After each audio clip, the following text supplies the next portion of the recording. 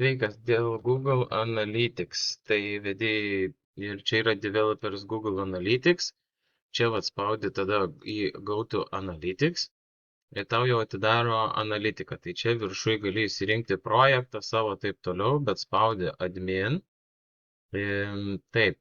Ir tada mes einame data streams, vat šitas data streams.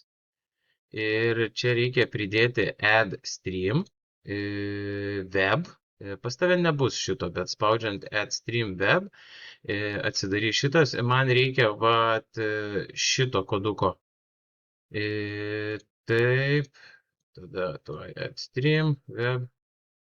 Notices. Nu gerai, pabandom. Jo, čia vedi, žodžiu, čia savo tą website įvedi, čia streamą neima ir man, žodžiu, visus kodukus. Pagrindinis kodukas, kurio man reikia, tai yra šitas kodukas su G, brūkšnelis ir taip toliau. Bet einant keliu tenais bus ir didelių kodų visokių, tai gali man, tik ne print screenais, o tiesiog copy paste.